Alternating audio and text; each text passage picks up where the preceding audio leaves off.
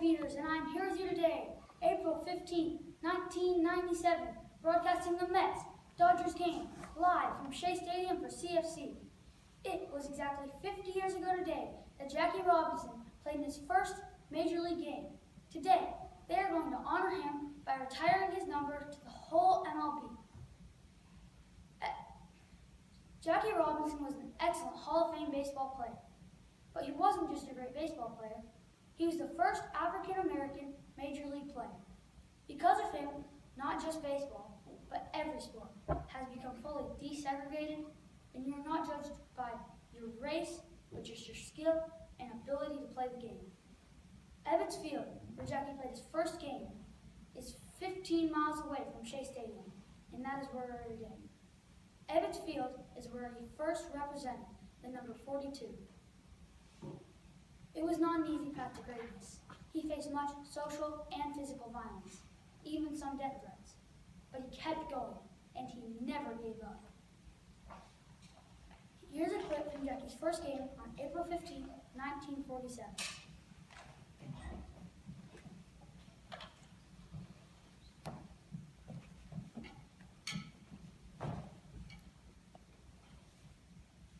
Hello folks, Eric Watson here broadcasting live from Hobbs Field, where the Brooklyn Dodgers take on the Boston Braves in the first game of the regular season. And the Brooklyn Dodgers now taking the field after picking up a couple of rookies and free agents over the offseason, which might create an interesting field for both of these teams here today. Now, one of those rookies, number 42, Jackie Robinson, is at first base. And the crowd seems to be furious because Jackie Robinson is a black player. What was expected to be a historical breakthrough ended up turning into a new hatred for a team. To get updates on the Dodgers' new first baseman, stay tuned. Jackie Robinson attended college at UCLA and lettered in 4 different sports. Those sports were basketball, football, track, and obviously baseball. Even some of the players are trying to shout and bring Robinson down, but it looks like Robinson doesn't hear them. He looks ready to play.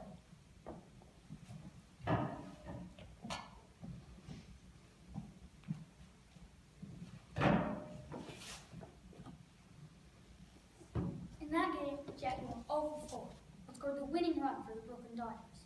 Many fans were very angry, as you can see, that Jackie Robinson took the field on that spring day in the beginning of the 1947 season. That was the case for the next 2 years. But finally, it stopped when Jackie Robinson became the first Major League player, first African-American player to win an MVP award. They started respecting Jackie Robinson. In the middle of the 1949 season, Jackie Robinson protested against Paul Robeson for the House of Un-American Activities Committee, otherwise known as HUAC. Paul was saying that African Americans shall not fight for our country in the military. But the HUAC disagreed and offered for Jackie to come protest against that. It was an offer Jackie couldn't resist. It was one of his hardest, most stressful things he's ever done. But on July 18, 1949, he made a great speech and proved that our country would be much stronger with African Americans working with it. He did it so well that Representative Benner W. Keenery of Veterans of Foreign Wars nominated Jackie for a gold medal, although he never got one. One of the most wild and memorable events in Jackie's career was when he stole home in Game 1 of the 1955 World Series. Here's a clip from that game in the beginning of the 1955 World Series.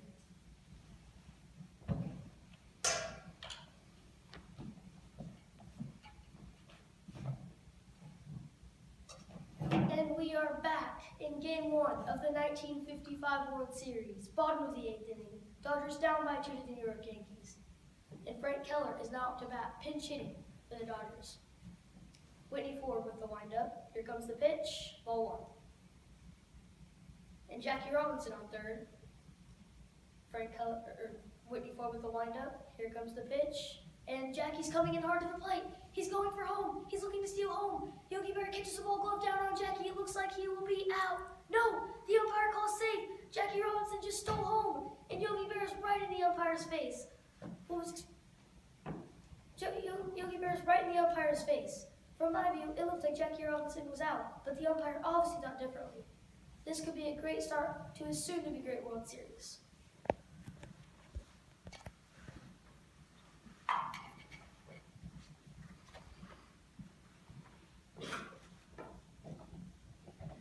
The Dodgers ended up winning that series in 7 games against the Yankees.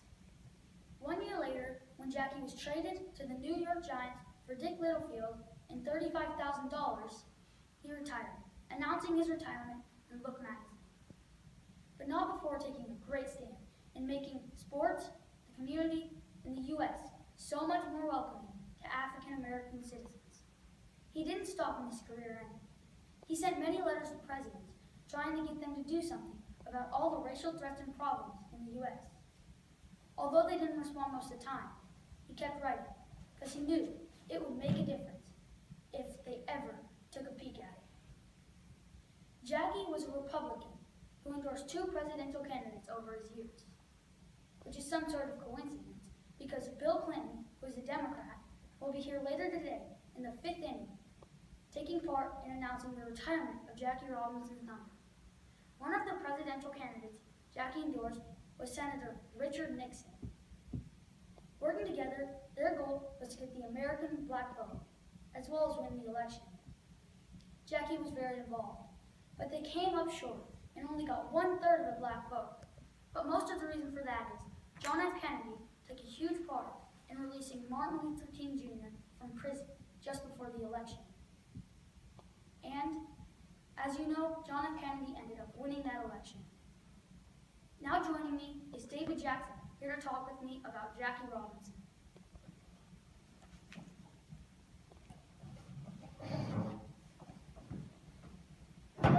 Hello, David. Thanks for joining us. Thanks for having me, Michael. Can you tell me a little about what you know about Jackie Robinson? Well, Jackie Robinson wanted change. He took a stand against baseball's unwritten rule. He took a stand against hatred and threats thrown his way, and he took a stand for racial equality. Jackie Robinson won Rookie of the Year in 1947 and won several batting titles. Later, in 1949, he was the first African American to win an MVP title. In 1955, he ended up bringing his team to a World Series. He finished his 10 amazing seasons with 6 pennants, a .311 batting average, 1,000. We all love to hear about stats and what he did in his career. But can you tell me a little about Jackie himself and what he did besides his career? Sure. In 1952, Jackie Robinson publicly called out the Yankees, saying that they were a racist organization for not breaking the color barrier, which was broken by Jackie Robinson 5 years before. Finally, in 1955, the Yankees started their first African-American player on their roster, Elston Howell. After Jackie's baseball career was over, his career wasn't over.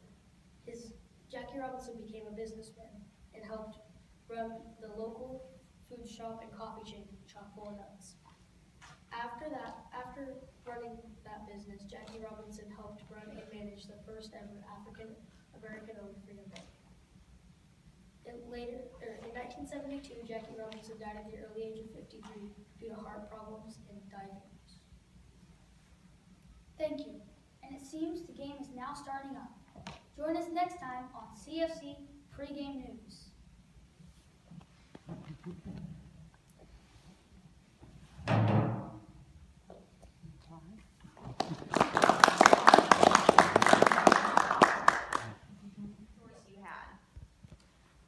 The most important source we had was actually a primary source an autobiography written by Jackie Robinson called I Never Had It Made, and it talks about what happened before his career, what happened during his career, and what happened after his career.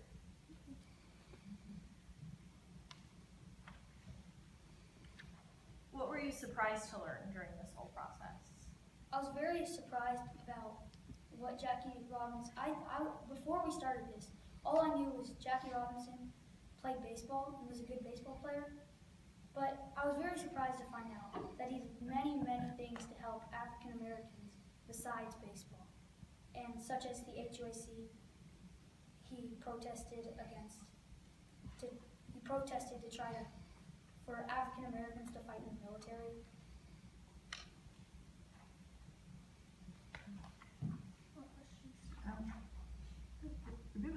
Your bibliography is not very long. Why?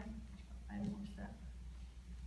Our bibliography was kind of short because there were a lot of great websites that we included in our bibliography, and we used stuff out of, like Sabre, for instance. I had a couple sources on that because it's kind of like a blog site, so like you can post whatever articles you want. And so we had 2 or 3 great sources from that. And Baseball Hall of Fame had amazing stuff on it, amazing facts. So we found some pretty good sources. What do you think the historical significance is of your topic? The historical significance is kind of